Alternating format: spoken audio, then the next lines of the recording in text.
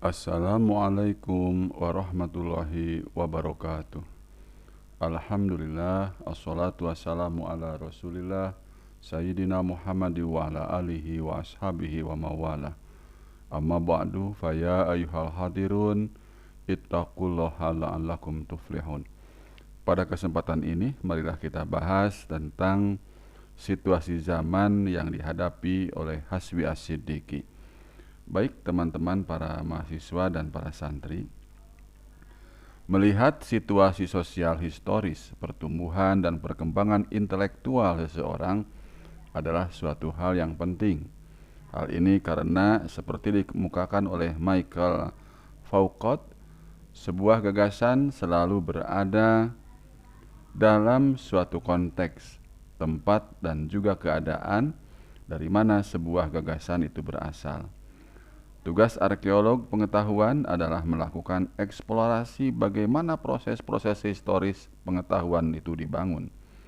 Arkeolog melihat kondisi-kondisi memungkinkan bagi kelahiran sebuah ide atau gagasan, termasuk mempertanyakan kesatuan tradisional mengenai oeuvre, tulisan, dan pengarang dengan melakukan pengujian terhadap kondisi-kondisi dalam mana oeuvre ini dibangun dan diciptakan. Demikian menurut Michael Foucault, Arkeologi Pengetahuan, terjemah Mohtar Jurni, Yogyakarta, kolam 2002. Kemudian teman-teman, jadi ide dan gagasan pemikiran seseorang itu pasti selalu based on historical problems. Oleh karena itu, terkait dengan Hasbi, konteks lingkungannya cukup strategis untuk diabstraksikan. Tem Hasbi As-Siddiqi dilahirkan pada bulan Jumadil Akhir 1321 Hijriah, bertepatan dengan tanggal 10 Maret 1904 Masehi di Lok Semawe, Kabupaten Aceh Utara. Dilahirkan sebagai anak tertua, Hasbi adalah putra sebuah keluarga Tengku. Ayahnya Tengku Qadi Sri Maharaja Mangkubumi di Lok Semawe, Husain Ibnu Mas'ud, berasal dari sebuah keluarga besar Tengku di Semilik, Kecamatan Semalanga, Kewadenan Biren, Aceh Utara. Ayahnya mempunyai silsilah sampai sahabat Abu Bakar Siddiq, sahabat utama, mertua dan khalifah pertama Nabi Muhammad SAW. Demikian menurut N. Siddiqi, Fikih Indonesia, penggagas dan gagasannya, Yogyakarta, Pustaka Belajar 1997, halaman 3. Ibunya Tengku Amrah binti Tengku Qadi Sri Maharaja Mangkubumi Nilok Semawe Abdul Aziz, yang kemudian digantikan Husain Ibnu Mas'ud, ayah Muhammad Hasbi. Kakek Hasbi dari pihak ibu berasal dari suatu rumpun keluarga besar Tengku di Awe Gej, termasuk Kawedanan Biren, Aceh Utara, suatu daerah yang banyak melahirkan cendekiawan dan ulama. Demikian menurut Ahmad Sadali, TM Hasbi As-Siddiqi dalam konsepsi pengembangan hukum Islam, Jakarta, Depag RI 1979, halaman 10. Tengku adalah sebutan untuk orang alim atau ulama dalam tatanan masyarakat Aceh. Pada masa kerajaan Aceh, Tengku mempunyai fungsi, peran, dan pengaruh yang sangat besar. Tengku merupakan orang kedua dalam suatu kolektivitas masyarakat Aceh. Demikian menurut Jamas Hari Junaidi, TM Hasbi As-Siddiqi, mujtahid muqarrin yang produktif dalam pesantren nomor 2 garis miring volume 2 garis miring 1985 halaman 61. Sejak kecil Hasbi sudah memperlihatkan kecerdasan otaknya, terutama dalam bidang keagamaan. Oleh ayahnya, ia diharapkan menjadi ulama. Oleh karena itu, ia dilarang masuk sekolah gubernermen, takut dipengaruhi pikiran Nasrani. Demikian N. Siddiqi dalam bukunya TM Hasbi As-Siddiqi dalam Damami 5 tokoh pengembangan IAIN Sunan Kalijaga Yogyakarta, Pusat Penelitian IAIN Sunan Kalijaga Yogyakarta 1998 halaman 113. Sebagai putra seorang tengku yang mempunyai dayah atau pesantren, Hasbi mendapatkan pendidikan tingkat dasar langsung dari ayahnya sendiri, hingga Hasbi bisa memperoleh perhatian yang lebih seksama, hati yang terang dan otak yang cerdas, memungkinkan Hasbi lebih cepat menguasai pokok-pokok pelajaran yang diberikan. Demikian menurut Abdul Aziz Dahlan dalam Ensiklopedi Hukum Islam Jakarta PT Ikhtiar Baru Panhub 1997 halaman 130. Hasbi yang diharapkan kelak menjadi seorang ulama sebagai pewaris tradisi leluhurnya dikirim oleh ayahnya untuk medagang atau nyantri selama 8 tahun. Mulai tahun 1912 ia dikirim medagang ke Dayah Tengku Cik di Piyeung untuk belajar Arab, khususnya Nahwu Shorof. Setelah setahun ia belajar di sana, ia pindah belajar ke Dayah Tengku Cik di Bluk Bayu. Setahun kemudian ia pindah ke Dayah Tengku Cik di Blangkabu Gendong. Dari sini ia pindah ke Blang Manyak sama Kurok dan belajar selama setahun juga. Semua dayah tersebut di atas terletak di bekas kerajaan Pasai tempo dulu. Setelah pengetahuan dasarnya dirasa cukup, pada tahun 1916 ia pergi merantau ke Dayah Tengku Cik di Tanjungan Barat yang bernama Idris di Samalaga. Dayah ini merupakan salah satu dayah terbesar dan terkemuka di Aceh Utara yang mengkonsentrasikan diri pada diskursus fikih. Hasbi belajar di sini selama 2 tahun. Setelah itu ia pindah ke Koroengkak di Aceh Rayek untuk belajar hadis dan fikih selama 2 tahun. Pada tahun 1921 dari Tengku Cik Hasan Koroengkak ia memperoleh syahadah sebagai pertanda ia telah cukup dan berhak mendirikan dayah sendiri setelah ia pulang ke Lok Semawe. Demikian menurut N. Siddiqi dalam bukunya TM Hasbi As-Siddiqi Fikih Indonesia Penggagas dan Gagasannya halaman 14. Sepulang dari Koroengkak, Hasbi berjumpa dengan Syekh Muhammad Ibnu Salim Al-Kalali, seorang ulama besar berkebangsaan Arab, pernah memimpin majalah Al-Imam, pembawa suara Al-Manar di Semenanjung Melayu yang terbit pada tahun 1906 sampai 1910 di Singapura. Dari ulama inilah ia banyak mendalami kitab seperti Nahwu Shorof, mantik tafsir, hadis, fikih, dan tauhid, serta mulai berkenalan dengan ide-ide pembaruan yang dicetuskan oleh para pelopor pembaharu pemikiran Islam. Hasbi termasuk sosok yang haus dengan ilmu pengetahuan. Ilmu yang diperolehnya dari semua dayahnya di atas dianggap belum cukup. Pada tahun 1926, atas biaya mertuanya, Tengku Haji Arba, Hasbi bertolak ke Surabaya memasuki Madrasah Al-Irsyad atau tingkat aliyah pada kelas yang terakhir. Saat itu Al-Irsyad berada di bawah pimpinan Umar Hubes, salah satu murid Ahmad Surkati, pendiri dan pembina Jamiatul Islah wal Irsyad Al-Arabiyah, murid dan pengikut Muhammad Abduh. Di sini Hasbi tidak saja memperoleh peringkat kemampuan berbahasa Arab, tetapi juga memperdalam ilmu syariah dan memperoleh banyak inspirasi di bidang ini. Hasbi menyelesaikan pelajarannya dan dinyatakan lulus dengan baik pada tahun 1927. Ini menurut Jamar Kasih Junaidi, TM Hasbi halaman 63.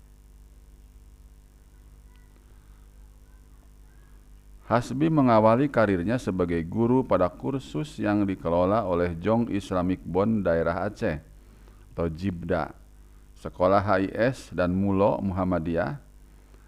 Pada tahun 1948, Hasbi diminta Bupati Aceh Utara menjadi guru dan memimpin Sekolah Menengah Islam atau SMI. Pada tahun itu juga ia mendapat tawaran dari Menag, Kiai Haji A. Wahid Hasyim, untuk menjadi tenaga pengajar pada PTAIN Yogyakarta. Selain mengajar di sini, ia juga mengajar di Sekolah Guru Agama Hakim PHIN, Madrasah Mu'alimin Muhammadiyah, SMI yang berpusat di Masjid Kauman. Di PTAIN ia meneliti jenjang kepangkatan setapak demi setapak. Ketika keluar Kepres nomor 11 tahun 1960, terjadi peralihan dari PTAIN menjadi IAIN. Bersama itu Hasbi diangkat menjadi dekan Fakultas Syariah selama 12 tahun, yaitu 1960 sampai 1972. Di samping ia merangkap menjadi dekan Fakultas Syariah di Aceh. Selama 2 tahun di IAIN Jakarta telah menjadi dekan Fakultas Syariah. Ia juga merangkap menjadi pembantu rektor 3. Selain mengajar IAIN, Hasbi juga mengajar PTAI swasta seperti Universitas Islam Indonesia, UII, Unisula, Universitas Al-Irsyad, Universitas Cokro Aminoto, Universitas Islam Bandung, dan Universitas Muslim Ujung Pandang. Di bidang politik karir, Hasbi dimulai pada tahun 1930 ketika diangkat sebagai Ketua Jong Islami Tenbon Cabang Aceh Utara di Lok Semawe. Pada tahun 1955, ia duduk sebagai anggota konstituante. Akan tetapi karirnya dalam bidang politik tidak diteruskan. Ia lebih condong ke lapangan pendidikan dan ilmu agama. Demikian menurut Departemen Agama RI, Ensiklopedia Islam, Jakarta, Anda Utama 1993, halaman 95. Karena karirnya yang cukup menonjol dalam bidang pendidikan, khususnya agama Islam, ia mendapatkan pengakuan dan penghargaan. Adapun pengakuan itu berupa penganugerahan Dr. Honoris Causa dari Universitas Islam Bandung pada tanggal 22 Maret 1975 dan dari IAIN Sunan Kalijaga sendiri pada tanggal 29 Oktober 1975. Hasbi wafat di Rumah Sakit Islam Jakarta pada hari Selasa tanggal 9 Desember 1975 dalam usia 71 tahun. Beliau wafat sepekan mendahului Hazairin dan dimakamkan di pemakaman Syarif Hidayatullah Ciputat, Jakarta. Beliau meninggalkan seorang istri, 2 orang putra dan 2 orang putri, selain meninggalkan ahli waris. Hasbi juga mewariskan ilmu pengetahuan agama atau ulumuddin lewat karya-karyanya yang cukup banyak. Di sela-sela kesibukannya sebagai tenaga edukatif, Hasbi telah menulis banyak karya ilmiah. Ia adalah salah seorang dari 10 penulis Islam terkemuka pada waktu itu. Kebanyakan karyanya membahas masalah fikih. Hal ini mengindikasikan perhatiannya yang besar terhadap masalah fikih.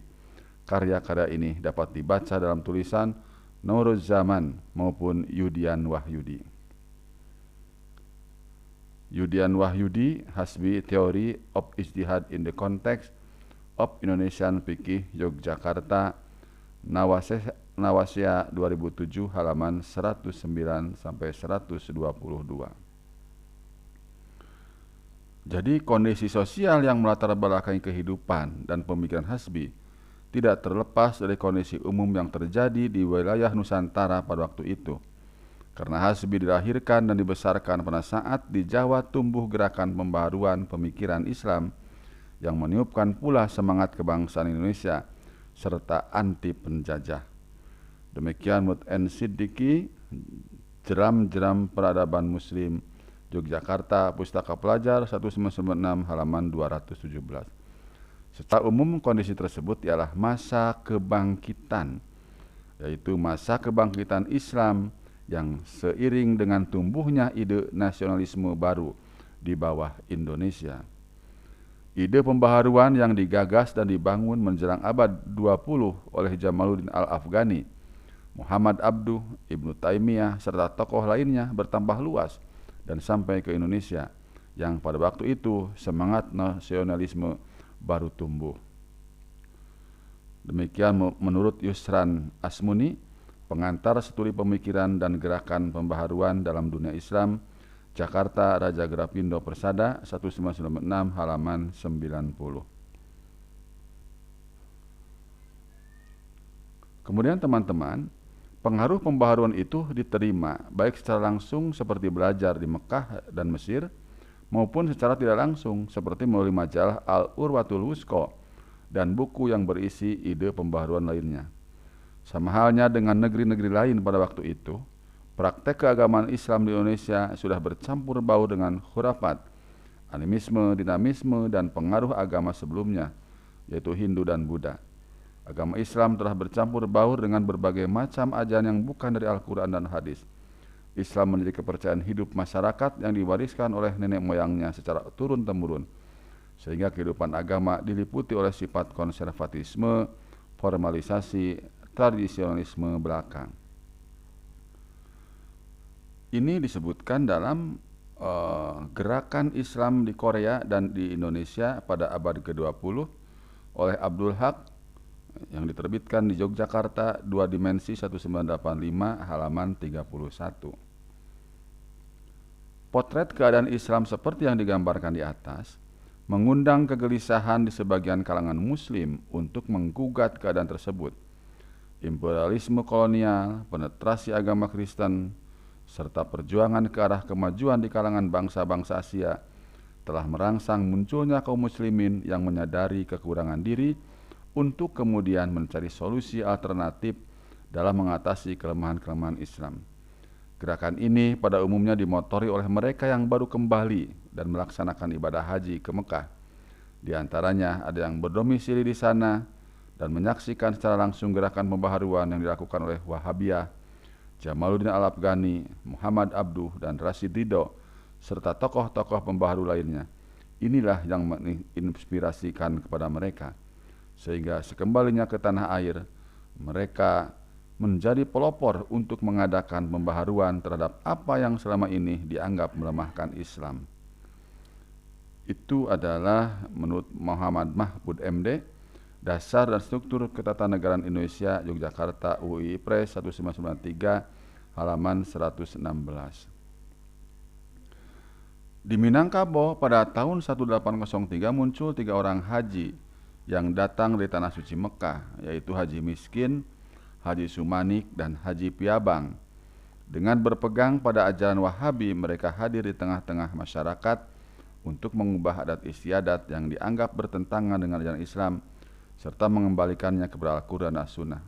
Akan tetapi, gerakan ini mendapat tantangan keras dari kelompok fanatis adat serta penganut tarekat. Hal ini menimbulkan konflik adat dan agama yang mengundang intervensi Belanda yang kemudian menyulut pecahnya Perang Padri.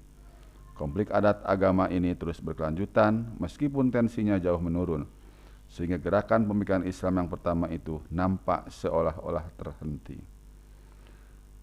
Ini disebutkan dalam Burhanuddin Daya, Gerakan Pembaharuan Pemikiran Islam, Kasus Sumatera Tawalib, Yogyakarta, Tiara Wancana 1990 halaman 9. Perjuangan ketiga tokoh tersebut dilanjutkan oleh beberapa tokoh terkemuka seperti Syekh Muhammad Abdullah, Syekh Haji Abdul Karim Amrullah, Syekh Muhammad Jamil Jambi, Syekh Ibrahim Mua Parabek, Syekh Haji Muhammad Taib Umar, dan lain-lain. Mereka dengan gigih memberantas berbagai paham dan praktek yang menyimpang dari ajaran Islam, serta menyebarkan paham-paham pembaharuan melalui berbagai media seperti dengan bentuk ceramah, pengajian, madrasah, dan sekolah, terutama pesantren-pesantren yang dinamakan Sumatera Tawalib. Di samping itu, penyiaran dilakukan dengan pengiriman guru-guru ke seluruh Sumatera dan menerbitkan majalah-majalah seperti majalah Al-Manar 1918 di bawah pimpinan Zainuddin Labai As-Sanusi, tokoh-tokoh lain dengan Al-Bayan, Al-Imam, Al-Basir, Al-Itqon, dan lain-lain. Demikian menurut Lotorob Stodad, Dunia Baru Islam, terjemahan Mulyadi Joyo Martono dan kawan-kawan, Jakarta, Panitia Penerbit 1966 halaman 9. Ide pembaharuan tidak saja terjadi di Sumatera, tetapi meluas ke Pulau Jawa. Pada tahun 1901 di Jakarta, kaum muslimin keturunan Arab mendirikan perkumpulan yang diberi nama Jamiatul Khair sebagai hasil dari pengaruh majalah Al-Urwah Wusqa yang diselundupkan melalui Tuban. Tujuannya adalah melakukan pembaharuan terutama dalam bidang pendidikan dengan metode yang modern dan menambahkan pelajaran pengetahuan umum. Untuk memenuhi kebutuhan pendidikan tersebut, maka didatangkanlah beberapa orang guru dari luar, antara lain Al-Hashimi dari Tunisia, Syekh Ahmad Surkati Al-Ansori dari Sudan, Syekh Muhammad Tahib dari Maluku, dan Syekh Muhammad Abdul Hamid dari Mekah. Ini disebutkan oleh Yusron Asmuni dalam pengantar halaman 97. Kemudian teman-teman, kita lanjutkan. Organisasi Jamiatul Khair akhirnya pecah menjadi dua. Orang-orang Arab keturunan Sayyid mendirikan organisasi yang diberi nama Ar-Rabithah Al-Alawiyah, dan Ahmad Surkati mendirikan organisasi Jam'iyah Ikhlas wal Irsyad yang anggotanya mula-mula keturunan Arab yang bukan Sayyid, namun kemudian dapat menerima anggota orang pribumi. Amaliyah Al-Irsyad sebagai jam'iyah konsisten ditujukan untuk meningkatkan apresiasi Muslim terhadap ajaran Islam.